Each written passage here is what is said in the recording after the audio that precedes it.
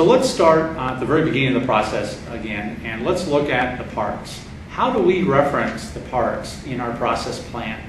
Well, as I mentioned, we have an MBOM, a manufactured bill of materials, and we have an EBOM from engineering called an engineered bill of materials. Now, we're going to be associating the parts in the manufactured bill of materials, or the MBOM, to our process plan. We're going to basically be authoring those relationships. So we can't be having those links broken every time product engineering makes a change. In fact, we really, in manufacturing, need to validate or verify that the changes that product engineering is making are doable. I mean, they're makeable. They're cost-effective changes to be made. We can, in manufacturing, reject an engineering change order or a bill of materials change if, in fact, it has too much of a detrimental impact on the process and the facility and the tooling. So one of the first things we do is we go through a process that you're looking at here, which is an EBOM-MBOM reconciler. It essentially allows us to import a new engineered bill of materials, compare it to the prior, if there was one, manufactured bill of materials, and the software automatically highlights all the differences between the two. At that point, I can accept those differences automatically, apply those EBOM differences to the MBOM, and then deal with the downstream ramifications of those differences. Or once again, I can choose to question those. The kinds of differences we're looking at is possibly something as minor as a version change on a part that doesn't have any impact really to its downstream manufacturability.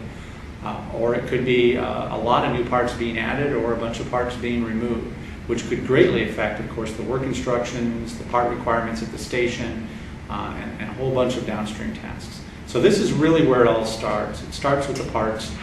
We bring this EBOM in, we bounce it or reconcile it against the MBOM.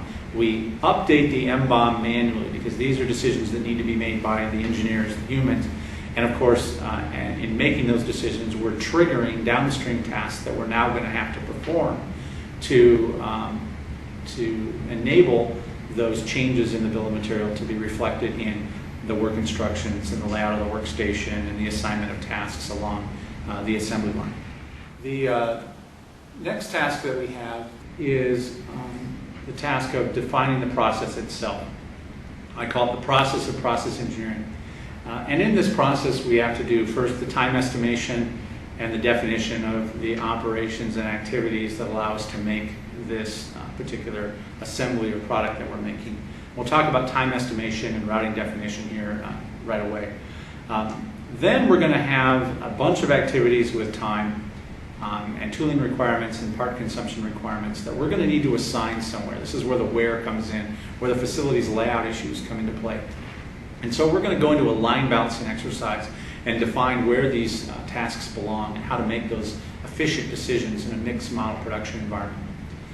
After that, we're going to have a set of tasks that are assigned to a station, in fact, maybe even assigned to an operator station. And we're going to need to define then the work instructions, the task descriptions for that operator so that they can perform those tasks. And once again, most assembly lines and facilities are set up to produce a wide variety of things. And so the more variety that we have, the more flexible and efficient we need to be in creating those work instructions so that that operator knows exactly what to do for the particular product they're working on.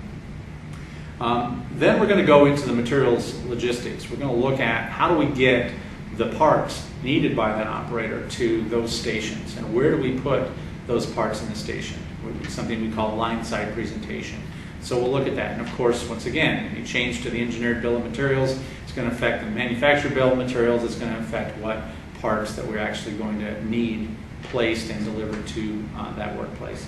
And then finally, of course, the overall design of the workplace, not just the line side presentation of the material, but also the layout of the tools and the layout of the workplace, in particular if there's walking involved by the operator. Once we've done all those tasks as a process engineer, then of course we're ready to release that process to manufacturing to actually be executed.